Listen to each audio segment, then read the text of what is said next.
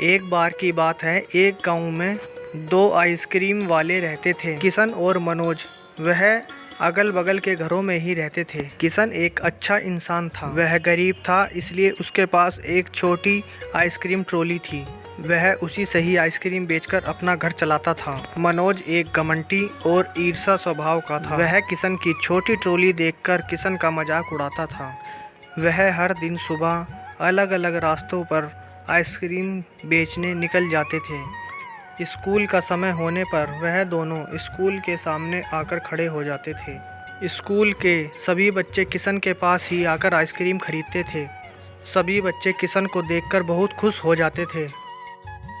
दूसरी ओर मनोज की ice cream trolley बड़ी और सुंदर थी, लेकिन फिर भी बच्चे मनोज से आइसक्रीम नहीं खरीदते थे।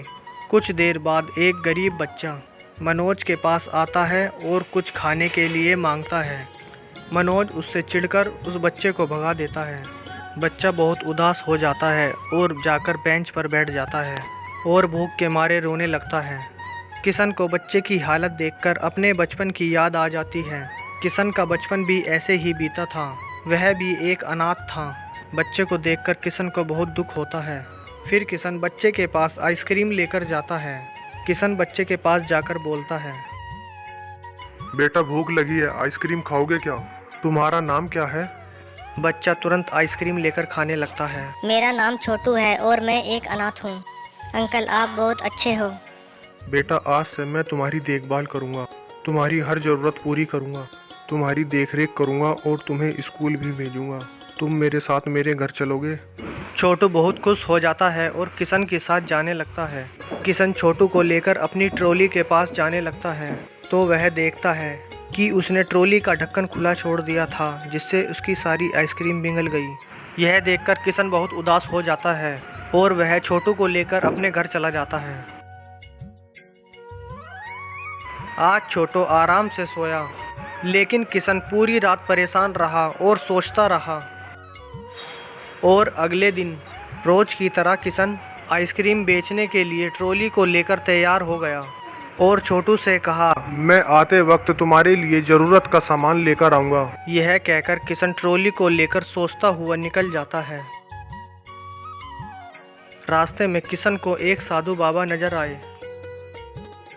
किशन बाबा के पास जाकर उन्हें प्रणाम करता है।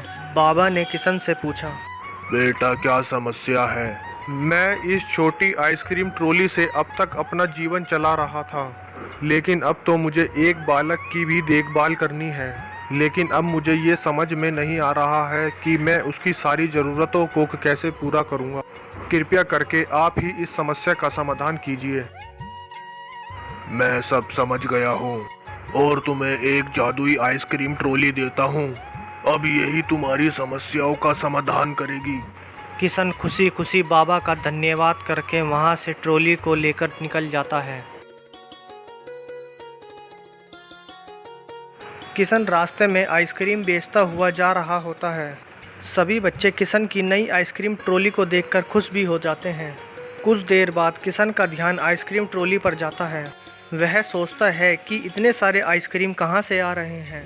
वह ट्रॉली में झांककर देखता है और चौंक जाता है, इतने आइसक्रीम तो मैं नहीं लाया था। वह समझ जाता है ये सब साधु बाबा की महिमा है। रोज की तरह किशन स्कूल के पास पहुंच जाता है। किशन की नई आइसक्रीम ट्रॉली देखकर मनोज को जलन होने लगती है। किशन की इस दिन बहुत अच्छी कमाई हुई और बहुत सारे पैसे भी आए।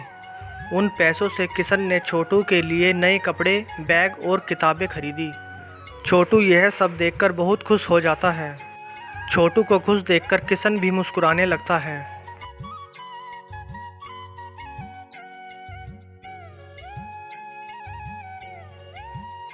अगले दिन किशन छोटू को अपने साथ लेकर स्कूल पहुंचा और उसी स्कूल में किशन ने छोटू का एडमिशन करा दिया। किशन का व्यापार अब बहुत अच्छा चल रहा था। कुछ दिनों बाद किशन का रहन सहन काफ़ी अच्छा हो गया। वह धनवान हो गया और छोटू भी खुश है। मनोज किशन की खुशी को सह नहीं पाया। यार यह आइसक्रीम बेचकर इतना पैसा कैसे कमा रहा है? ज़रूर इस ट्रॉली में कुछ तो गड़बड़ है। मैं आज रात को इसका पता लगाकर ही रहूँगा। रात को सभी के सो जाने के बाद मनोज चुपके से किशन की आइसक्रीम ट्रॉली के पास जाता है।